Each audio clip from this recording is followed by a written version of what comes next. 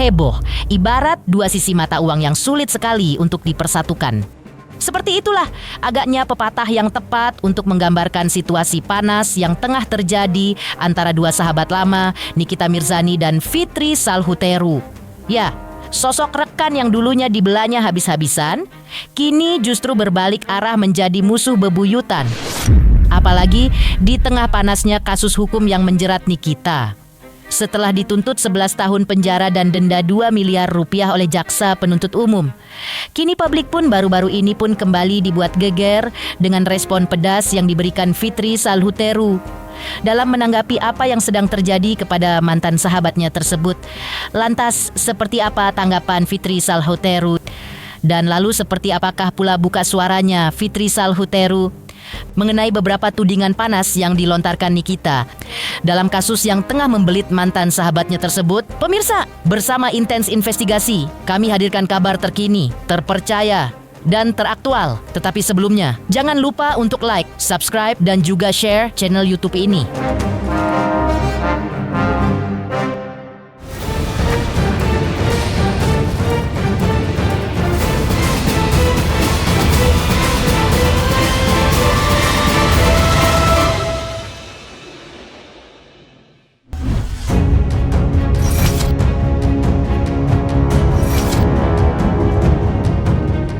Ya pemirsa Intens Investigasi, seperti diceritakan sebelumnya, atau masih soal tuntutan jaksa penuntut umum kepada aktris kontroversial Nikita Mirzani dengan tuntutan 11 tahun penjara dan denda sebesar 2 miliar rupiah, Nikita seperti diketahui didakwa jaksa penuntut umum dalam kasus dugaan pemerasan dan tindak pidana pencucian uang diduga dilakukan olehnya terhadap Dr. Reza Gladys.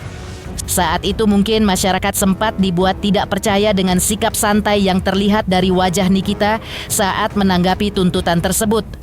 Saat itu Nikita pun sempat menyebut ia tidak masalah dengan tuntutan jaksa penuntut umum dan seolah sudah dibuat menyerah dengan jaksa penuntut umum yang dalam hal ini menurut Nikita banyak melakukan hal-hal yang tidak benar menurut versinya. Namun seolah berbanding terbalik dengan sikap santai yang diperlihatkan Nikita saat itu baru-baru ini. Atau dikutip dari akun media sosialnya, mantan sahabat Nikita yakni Fitri Salhuteru pun sempat angkat bicara dan dalam sebuah instastory menuliskan kalimat pedas yang kurang lebih seperti berikut ini. Sih terdakwa pemerasan dan TPPU udah di titik nol aja masih onar. Niki terdakwa dan TPPU artis bintang judol. Cukup gayaku yang kau tiru. Dari dulu gak pernah mau niru gaya kau, apalagi kelakuan kau. Segala mau sama-samain dan TPPU. Obses banget kau mau samaan terus sama kau. Coya. Fitri dalam kalimat tersebut seolah menyindir Nikita yang kerap berbuat onar di pengadilan. Lantas Fitri dalam kalimatnya yang lain juga seolah ingin menyindir gaya hidup Nikita yang menurutnya penuh sandiwara. Fitri bahkan menyinggung kehidupan Nikita di balik jeruji dengan kalimat sarkastik. Gak ada hartaku yang perlu dicuci, semua hasil kerja halal. Makanya enak makan, enak tidur, dan enak balas nginjek kau. Udah tak suruh buat rumah sana, kan banyak waktu kau daripada mandangin jeruji, mikirin kapan ke Eropa. Ya, kata-kata itu pun langsung viral karena publik masih mengingat bagaimana betul Fitri dulu mati-matian membela Nikita saat berurusan dengan hukum. Namun kini keduanya saling serang dengan nada yang jauh dari kata sahabat. Tuntutannya 11 tahun gak ada masalah, itu kan tuntutan ya kan, tuntutan dari jaksa berhak menuntut suka-suka dia. Yang penting udah selesai nih, jaksa gak ada nuntut-nuntut lagi ya kan, nanti tinggal bagian saya di minggu depan. Tapi terlalu tinggi nggak nih tuntutannya? Nggak kurang, tadinya gue mikirnya tuh satu window gitu, gue bakal ditaruh di situ terus. Banyak, jangan ditanya, banyak banget. Berarti akan diajukan balik terkait dengan Oh pastilah, pasti. Amin, Tapi amin. lucu aja gitu hukum di Indonesia. Kalau semua jaksa kayak jaksa gua penuh rutan pondok bambu sama orang yang nggak bersalah.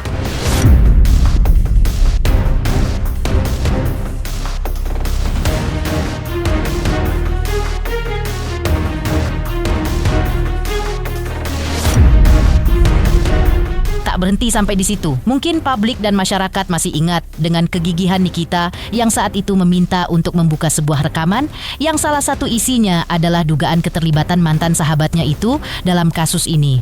Lantas menanggapi hal ini, Fitri dalam sebuah wawancara lamanya saat itu sempat menantang balik Nikita lewat sebuah sayembara yang intinya kurang lebih adalah akan membayar uang senilai 244 miliar rupiah atau sama seperti gugatan yang dilayangkan Nikita kepada seterunya Reza Gladys. Jika ada yang bisa membuktikan dirinya pernah bertemu jaksa penuntut umum tersebut. Keyakinan Fitri saat itu bersumber dari ia yang mengatakan tidak pernah kenal atau bertemu jaksa yang disebut Nikita di ruang sidang. Fitri pun menutup pernyataannya dengan peringatan keras. Jika dirinya terus di-framing dan dikaitkan dengan permasalahan ini, maka ia akan tak segan-segan akan menempuh jalur hukum. Itu diputar karena saya sudah dikriminalisasi selama 5 bulan. Waktu saya sudah habis terbuang.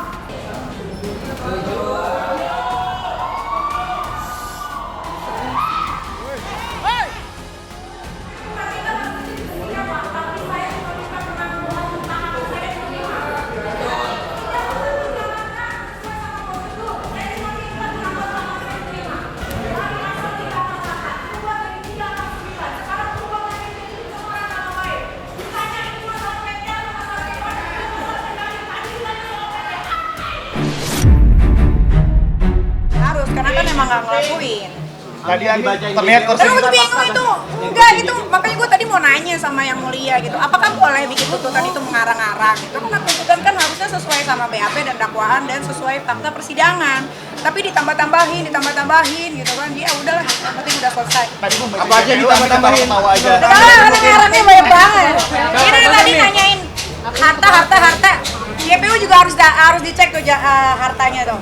Karena ada beberapa JPU yang di kasus gua itu tidak mendaftarkan hartanya ke LHKPN ya. Jadi tolong diusut hartanya. Inisial boleh kali? Dona sama Bani. Sangat disayangkan ya, si Nikita Mirzani ini biasanya pinter. Biasanya dia sangat hati-hati atas informasi yang diberikan oleh netizen. Ya, kok kali ini dia serendah itu? Kok kali ini dia sepicik dan sereceh itu mendapatkan informasi dari netizen yang nggak tahu juntrungannya, nggak jelas, dia telan mentah-mentah. Saya sebagai orang yang disebut terus sama dia, bukannya marah ya, malu. Kenapa dia serendah ini sekarang mempunyai statement yang tadinya kan statementnya wow gitu ya. Apa yang keluar dari mulut dia itu bombastis sesuatu. Kenapa sekarang informasi dari netizen yang gak jelas kali kamu telan mentah-mentah? Kenapa itu? Kenapa dia jadi seperti ini? Siapa yang membriefing kamu? Kenapa kamu jadi serendah ini? Saya ada sayembara 244 miliar. Besarnya sama dengan tuntutan si terdakwa Nikita Mirzani ini kepada pelapor yang melaporkan dia. Kalau ada foto saya dengan yang terhormat JPU Ibu Dona, wah seru nih, karena saya kenal pun tidak, ketemu juga nggak pernah, ngelihat aja cuman di TV pada saat persidangan. Kok bisa dia telan mentah-mentah informasi yang akhirnya membawa dia punya musuh loh. Dia mengatakan itu di depan majelis hakim yang mulia tanpa jelas sumbernya dari mana, kebenarannya dari mana. Kok bisa serendah ini dia mengatakan statement-statement yang nggak jelas seperti itu. Saya tantang itu. Ada kepikiran juga kalau ini keterlaluan, terus saya di framing seolah-olah saya ada dalam lingkaran sindikat pemeras skincare di Indonesia ini. Saya akan bawa ke kantor, saya akan bawa ke jalur hukum. Sementara itu berbeda jauh dengan sindiran panas dan keyakinan Fitri Salhuteru saat itu. Di tengah panasnya reaksi publik dan perang sindiran di dunia maya, praktisi hukum Irjen Pol Ricky Sitohang justru memberi pandangan menyejukkan tentang kasus Nikita Mirzani. Menurutnya, tuntutan 11 tahun penjara itu memang lahir dari konstruksi hukum yang berat karena jaksa memasukkan banyak pasal sekaligus, pasal pemerasan, pencucian uang, hingga pelanggaran Undang-Undang ITE. Namun di sisi lain, Irjen Ricky juga mengaku kaget dengan lamanya tuntutan yang dijatuhkan kepada Nikita karena kasus ini bersifat personal antara dua pihak, bukan tindak korupsi atau kejahatan publik. Kalau media bertanya tentang tuntutan daripada JP itu 11 tahun, nah itu kan sesuai dengan apa yang dirasakan, yang dianalisa oleh JPU selama berjalannya persidangan. Tentu putusan ini tidak akan menyimpang dari konstruksi hukum yang mana tuntutan maksimal itu pasti ada di ranah, tidak bisa keluar dari ranah. Memang saya katakan agak berat penerapan pasalnya. Penerapan pasal itu sudah di situ 369 ayat 1 junto 55, dimasukkan juga TPPU, dimasukkan juga 27B dan pasal 45 di Undang-Undang ITE. Itu kan berat semua. Nah, dimasukkannya pasal-pasal tersebut saya juga nggak tahu penerapan daripada pasal ini sudah sesuai dengan pengamatan atau analisis daripada JPU atau hasil yang dikirimkan oleh penyidik. Namun kalau kita berbicara tentang tuntutan daripada JPU itu, ya memang saya secara pribadi ya, saya agak kaget juga dengan tuntutan yang dilakukan 11 tahun itu. Kita harus fair gitu ya. Ya kalau kasarannya ya tindak pidana korupsi aja nggak segitu amat gitu. Tapi ini kok bisa tuntutan 11 tahun dengan kerugian antar personal. Ingat loh ya, kerugian antar personal antara Reza dan Nikita. Tapi itulah kewenangan daripada JPU. Ya kalau ditanyakan ada faktor-faktor lain, kemungkinan tuh sah-sah saja, bisa-bisa saja, kan gitu. Tergantung kepada situasional yang terjadi di ranah penegakan hukum itu. Makanya saya katakan berkali-kali bahwa jangan sekali-kali kita membuat suasana sidang itu jadi tidak kondusif. Karena apa? Nanti ada hal-hal tertentu yang akan dipetik dari sana membuat acuan daripada JPU dan hakim. Lantas tak juga jauh berbeda dengan apa yang disampaikan Irjen Pol Ricky Sitohang jauh sebelum tuntutan dijatuhkan kepada Nikita, seorang praktisi hukum senior yang juga dikenal sebagai pembela masyarakat kecil. Hotman Paris Hutapea sempat memberikan pandangan hukumnya terkait hal ini. Ia mengingatkan para pendukung Nikita agar tidak membuat keributan di ruang sidang. Pasalnya menurutnya, nasib hukum Nikita juga sepenuhnya berada di tangan majelis hakim, sehingga segala bentuk provokasi justru bisa merugikan posisi terdakwa. Namun lebih lanjut, Hotman juga mempertanyakan konstruksi kasus yang menempatkan Nikita sebagai pelaku pemerasan. Ia menyoroti bahwa Nikita awalnya hanya membagikan informasi tentang produk skincare yang dianggap berbahaya. Lantas, jika kemudian muncul tawaran uang agar ia berhenti menyebarkan informasi tersebut, maka posisi hukum Nikita justru bisa dilihat sebagai korban. Dalam perspektif ini, bukan pemerasan yang terjadi, melainkan upaya membungkam hal-hal yang dianggap melanggar hukum dengan imbalan finansial. Mengenai kasus Nikita, mengenai substansi, saya tidak akan kasih komentar karena saya bukan kuasa hukumnya. Hanya saya mengingatkan kepada para pendukung Nikita agar fokus ke surat dakwaan.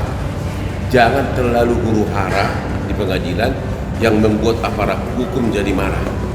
Ya, toh pada akhirnya nasibnya di kita kan di tangan hakim. Kalau misalnya bahwa ternyata dia itu misalnya ya banyak dia punya produk yang dijual itu melanggar hukum, tidak sesuai peraturan BPOM, dan untuk itu dia tidak rela kalau sampai si terdakwa untuk membocorkan di media, akhirnya dikasih uang. Kalau begitu berarti kan Dia ada dugaan dia menutupi dugaan kejahatannya, dalam arti dugaan perbuatan melawan hukumnya. Orang menutupi perbuatan melawan hukumnya, apakah dia korban? Apakah dia cocok jadi pelapor di tindak pidana? Kan dia kan happy, gitu ya. Artinya apa? Boroknya nggak dibongkar, dia kasih duit, ya. Dia rugi uang, tapi dia dapat imbalan. Boroknya tidak dibongkar oleh si terdakwa. Ngerti nggak? Berarti menjadi pertanyaan, apakah itu tergolong sebagai pemerasan?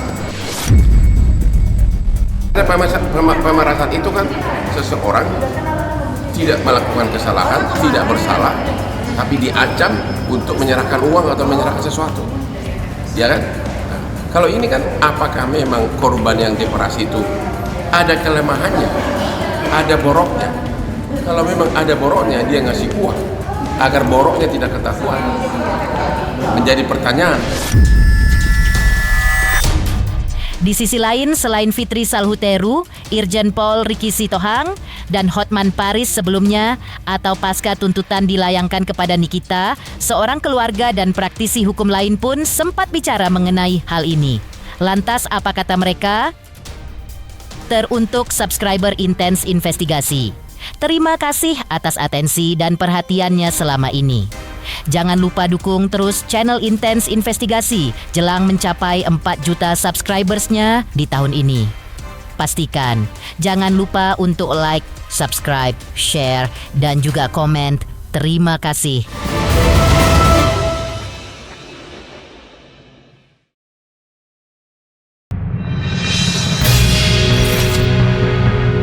Seperti diceritakan sebelumnya atau dalam persidangannya minggu kemarin, Nikita Mirzani mendapatkan cukup banyak dukungan, termasuk dari Lintang adiknya.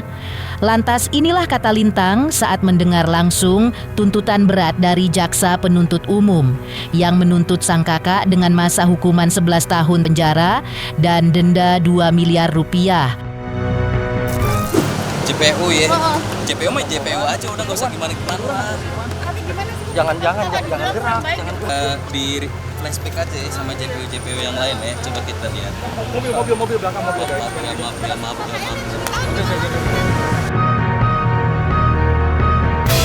Berbeda dari komentar Lintang adik Nikita, praktisi hukum Sunan Kalijaga juga sempat angkat bicara mengenai hal ini, mengaku merasa kaget dengan tuntutan jaksa tersebut yang dinilainya tinggi untuk kasus dugaan pemerasan dengan pengancaman dan tindak pidana pencucian uang.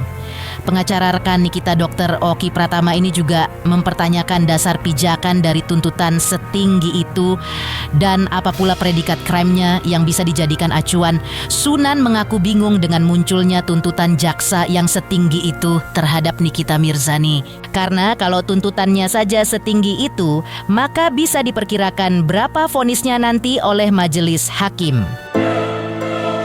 Pasti kami ya praktisi hukum juga kaget artinya itu tidak main-main, tuntutan 11 tahun dan denda 2 miliar itu bukan tuntutan yang ringan ya.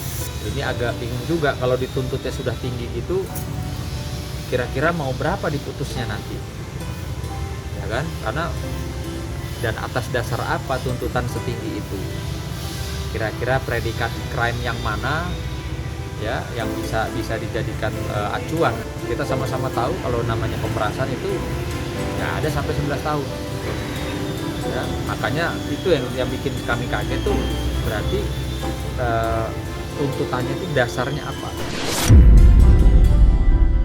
ya. Fantastis sih, fantastis artinya kan harusnya kita lihat dulu nih predikat crime-nya apa, pemerasannya itu kan ada ancaman hukumannya berapa maksimal, berapa minimal. Lalu apakah bisa dikaitkan dengan undang-undang yang lain gitu, pasal-pasal yang lain. Nah itu sih. Makanya saya kemarin dengarnya juga kaget.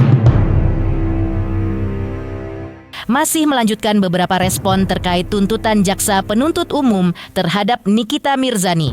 Lantas, seperti apa pula analisis para praktisi hukum lain terkait tuntutan ini? Teruntuk subscriber Intens Investigasi.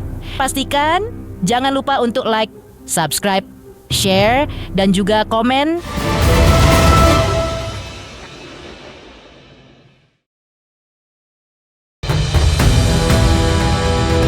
Masih melanjutkan beberapa respon terkait tuntutan jaksa penuntut umum terhadap aktris kontroversial Nikita Mirzani.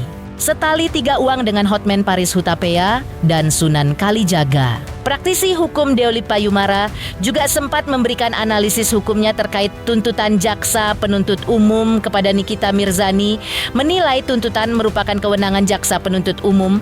Tuntutan itu lahir berdasarkan ukuran ancaman hukuman dalam kasus tersebut.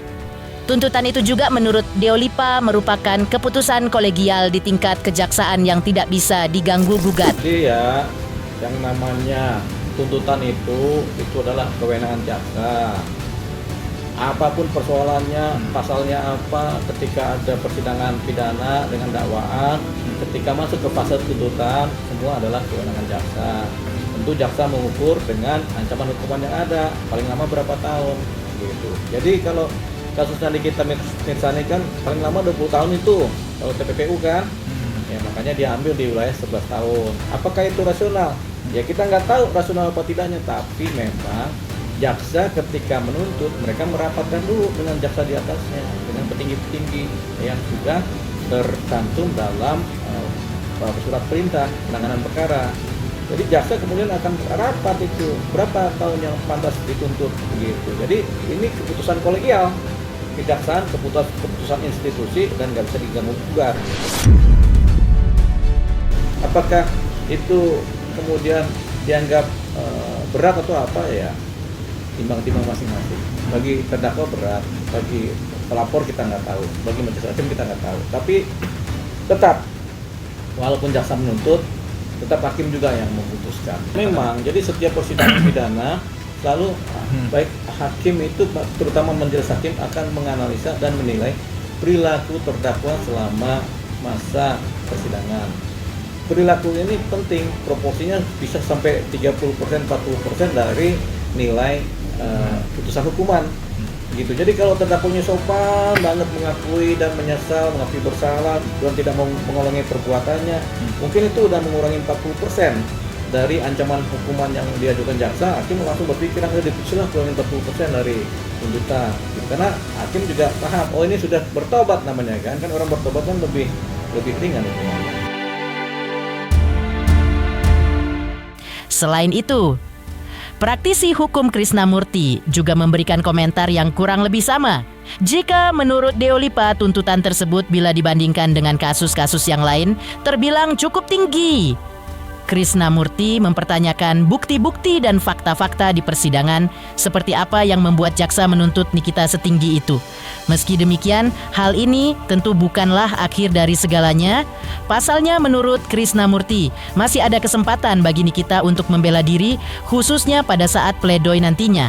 Pada saat itulah kuasa hukum Nikita harus bisa menyodorkan bukti-bukti yang mematahkan pembuktian dari jaksa penuntut umum.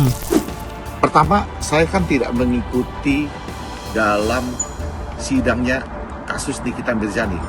Saya hanya mengikuti daripada medsos juga, berita-berita yang ada dalam sidangnya Nikita Mirzani. Apa sih, pertanyaan saya kan gini, apa sih yang membuktikan jaksa dalam kasusnya Nikita Mirzani sehingga jaksa dapat menuntut 11 tahun? Apakah bukti pemerasannya itu betul-betul ada? Lalu kemudian menyebarkan sebuah informasi dalam undang-undang ITE juga betul-betul ada. Lalu kemudian dengan kasus TPPU-nya tuh apakah betul-betul ada? Kalau melihat daripada kasus-kasus yang lain, menurut saya sih sangat cukup tinggi, gitu, sangat cukup tinggi dalam tuntutan 11 tahun ini, gitu. Jadi sekali lagi bahwa yang membuat saya dengan dasar apa mereka mempunyai bukti-bukti dalam fakta persidangan sehingga dapat menuntut 11 tahun kepada Nikita Mirzani. Kenapa Nikita Mirzani dituntut lebih tinggi daripada Mail? Karena mungkin jaksa penuntut berpendapat bahwa dianggapnya Nikita Mirzani adalah sebagai otak daripada perbuatan tindak pidana tersebut.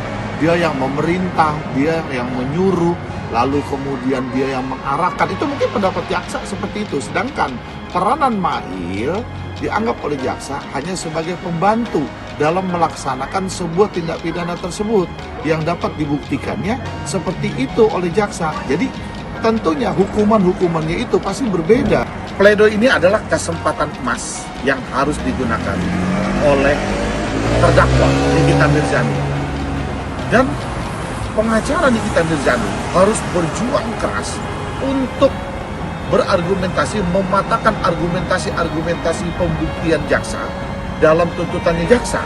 Sehingga ini adalah kesempatan emas yang harus digunakan. Misalkan dia mempunyai bukti-bukti ya kan, yang di luar bukti-bukti itu yang tidak sesuai, ya kan, dapat dibuktikan ya kan, oleh pengacaranya dan Nikita Mirzani, ya kan, Nikita Mirzani, dia kan bahwa mematahkan argumentasinya bahwa pemerasan itu tidak ada, kemudian tindak pidana pencucian uangnya itu tidak ada, lalu menyebarkan pencemaran nama baik dengan undang-undang IT itu tidak ada. Jadi kesempatan emas ini harus benar-benar dibuktikan. Dengan pledoi ini nanti hakim akan melihat pledoinya isinya seperti apa, argumentasinya seperti apa.